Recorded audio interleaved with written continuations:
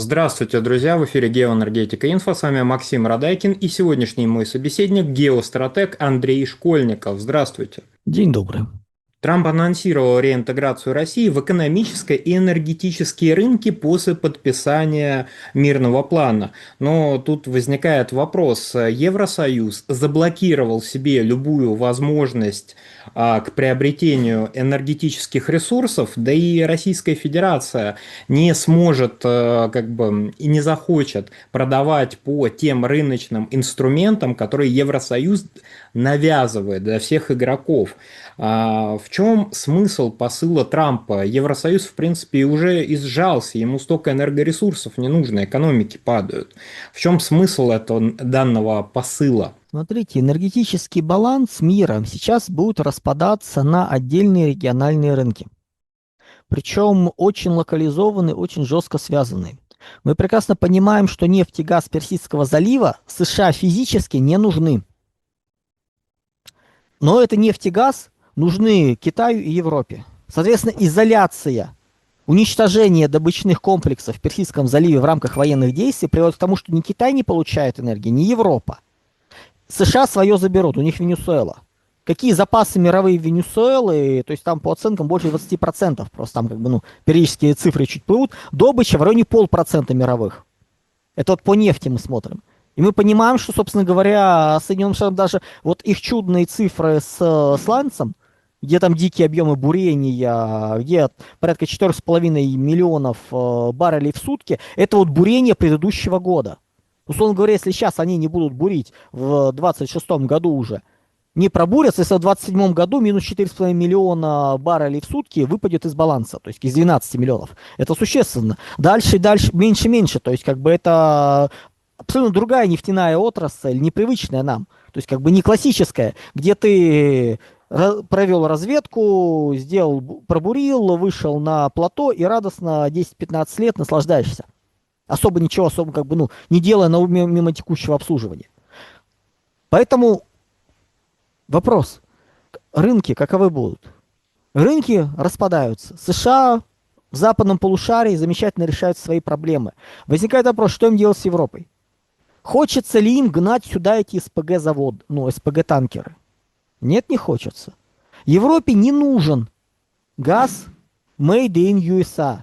Европе нужен газ американский, продаваемый американцами. Нам, по-хорошему, мы перестроили нефтегазовые балансы. Мы нашли, кому продавать их. Проблемку, вот с учетом еще выпадения Персидского залива в ближайшие годы, а это такой геополитический, не то что риск, это настолько очевидный ход, что, скажем так, он настолько большое количество зайцев одним выстрелом вышибает, и имея возможность этот выстрел сделать, что США будут к нему идти, они к нему идут, они раскачивают ситуацию все время. Каждый следующий такт противостояния Израиля и Ирана все ближе и ближе. В этот раз Иран уже заявил, что они готовы перекрывать Ормузский пролив. Сказали, хорошо, стоп.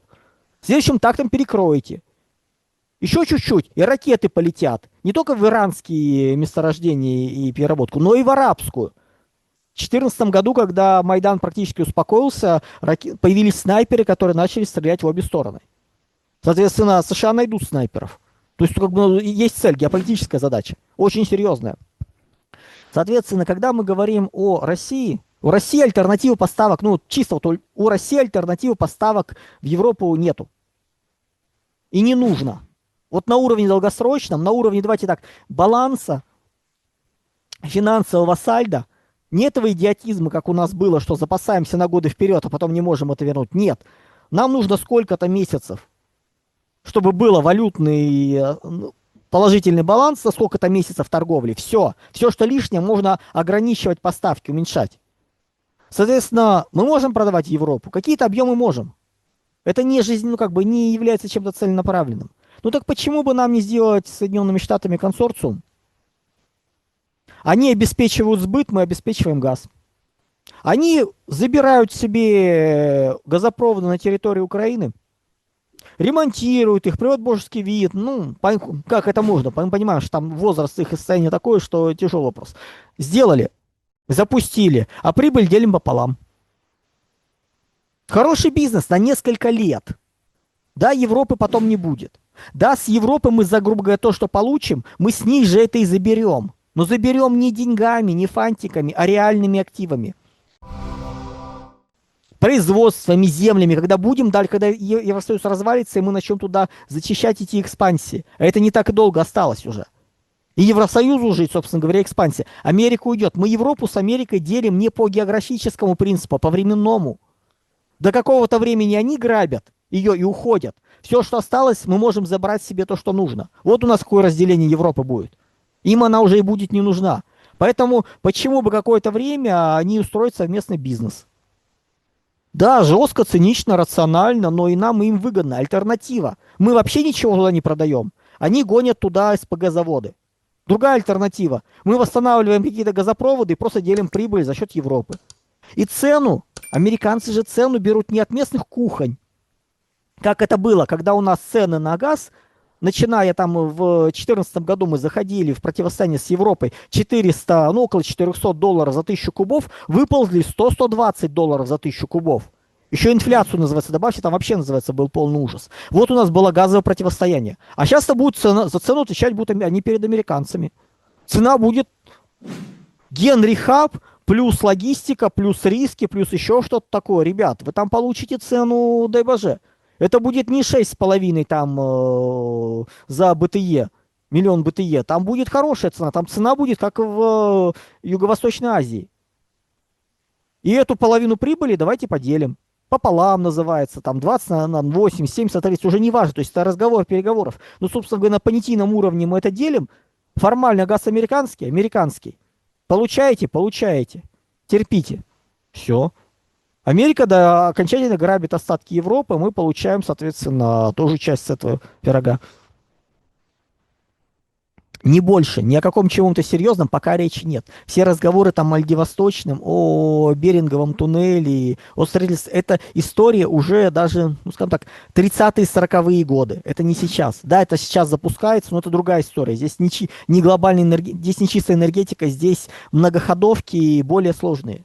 Коллективный Запад сделал все возможное для защиты экономики России и ее победы. Ограничил бегство капиталов, бегство специалистов, украл зарубежные активы и дал основания для национализации целых предприятий, а то и отраслей, которые откармливались западными компаниями на территории Российской Федерации. Так все-таки вот в чью сторону данные товарищи воевали? Они как-то пытались реально ограничить, и они обеспечивали то, чтобы Российская Федерация устояла в данном конфликте. Ну, смотрите, они пытались, конечно, решить свои задачи. Их беда была в том, что они не понимали сложности. Они не понимали ни России, ни наших возможностей. Они основывали свою аналитику. Ну, если у нас периодически очень часто, давай так, у нас очень часто начинается нытье. У нас нет фабрик мысли, у нас нет аналитических центров. Вот на Западе их 6 тысяч, посмотрите, а у нас их мало. Давайте тоже сделаем подобную хрень. Нет, друзья. Эффект этих 6 тысяч. Никакого. Кто-нибудь из них спрогнозировал поведение России после 2014 года адекватно? После, соответственно, начала 2022 года? Да они до сих пор еще не могут понять происходящего. Они до сих пор еще живут в логике несколько лет назад, не отрефлексировав, не поняв то, что есть. А это уже очевидно. То есть не то, что тренды не поймали, они текущее описание не могут сделать нормально. Зачем вот это называется вот все? Соответственно, по поводу, кому это идет на пользу. Ну, друзья, изначально, когда они все это запускали, они основывались на неправильной оценке обстоятельств, плюс еще они основывали оценки свои на ультралибералов и либералов, которые от нас бежали, или жили, называется, у нас тут рассказывают, как все плохо, и оценки киевского режима. То есть дико искаженная картинка, имея искаженные модели, скармливая им искаженные факты, они получили полную ерунду. Они искренне думали, что сейчас они добьются сначала блицкрига, за несколько недель разбив Россию, просто вот введя вот все санкции разом, и потом очень удивляюсь, почему не получилось. А дальше они несколько лет жили в логике, что Россия очень хрупкая, Россия сейчас достаточно одного толчка, и Россия развалится. То есть эта логика напоминает, ну, скажем так, 44-й год Великой Отечественной войны, 45-й год. То есть вот непонимание происходящего, что там с той стороны, давайте переждем, а вдруг что-нибудь хорошее для них случится. Не случилось. Единственный, называется, вот вариант был это Пригожинский мятеж, называется, который они вот очень обрадовались. И он-то тоже сыграл на плюс. Он, грубо говоря, их модели подтвердил, они еще, не знаю, там, может, год, может, полтора сидели и ждали, что что-нибудь подобное может повториться. Друзья, нет. Это было другой природный эксцесс. Из других раскладов, называется, вылезло. И это были сделаны выводы. Но они искренне ждали, что Россия сейчас развалится, что Россия экономика полуживая, что ничего из этого не получится. И далее по списку. Откройте до сих пор, то есть аналитические центры уже более-менее вменяемые, там, лучшие. Больше сейчас после них экстремистов и террористов, поэтому перечислять не будем их, чтобы, называется, не вспоминать, кто из них кто. Уже не несут эту поносуху. Уже таблоиды перестали этот бред нести, вот, ну, там, более-менее западных развитых стран, ну, вот, передовых. Но нижний уровень продолжает. Какой-нибудь посмотришь, там, руководителя какой-нибудь прибалтийской страны, там, Польши или еще чего-нибудь такое, и они искренне начинают говорить, что Россия через несколько недель, месяцев, она развалится. И вот сейчас тогда мы будем продолжать. Но уже дошло до смешного, что уже даже финны и начали понимать, что что-то не то происходит. Они уже начинают пытаться откатываться. Поскольку скорость принятия новой картины все медленнее, ну, как бы оно спускается, но не быстро. И чем ниже, называется, тем медленнее все, там инерция больше. Поэтому, да, они сделали все, что могли с точки зрения своей победы, но в неправильной логике, неправильные действия, в нарушение всех принципов торгово-экономических войн, ну, в итоге они сделали нам плюс. Понятно, что текущее разглагольствование по поводу того, что давайте Россию позовем в G7, сделаем опять G8, были, мягко скажем так, поправлены, что, друзья, не надо. Мы вот с этими за один стол не сядем, мы брезгуем. Вот вокруг тебя вот шестерка, мы просто брезгуем с ними быть. Поэтому появилась новая идея. Давайте там сделаем новую пятерку. Убрав вообще вот и Европу, и всех этих чертей, называется, которые там есть. Но опять возникает вопрос, достаточно ли это, нужно ли это, о чем идет речь, для каких целей. Просто клуб по интересам, друзья, это одно. Критерии, подходы, принципы. И это уже не экономика.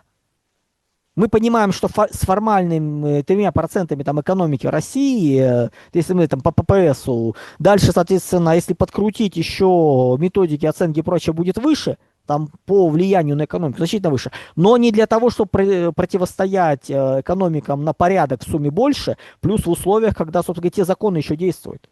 Не может такой небольшой игрок ломать всю систему, значит, что-то не то в этой системе. Значит, она на самом деле очень хрупка. Поэтому они сделали, ну, так, в первые 3 недели противостояния с нами в войне экономической против России, они сделали ошибки, которые, по сути, предопределили текущее состояние. То есть они отдали стратегическую инициативу. Нельзя было так вводить санкции разом обо всем. Нужно было постепенно, потихоньку, загонной охотой. Они ввели сразу. Результат, собственно говоря, стал понятен. Они утратили инициативу, и дальше мы как бы уже играли первым номером, определяя, что мы где делаем. Не в том смысле, что постоянно атаковали, а в том смысле, что стратегию определяли, противостояние. Трамп пришел, собственно говоря, с пониманием этого, и за этот год он вбил уже в головы и Киеву, и Европе, что они проиграли и прочее, просто сейчас он вбивает в них понятия и требования безоговорочной капитуляции. До этого они пока не дошли еще, но недолго осталось. Андрей, большое спасибо за комментарий. Друзья, подписывайтесь на телеграм-канал Геоэнергетика Инфо, подписывайтесь на ресурсы Андрея Школьникова, ссылки будут в описании и закрепленном комментарии. Спасибо, до новых встреч. Всего доброго, друзья.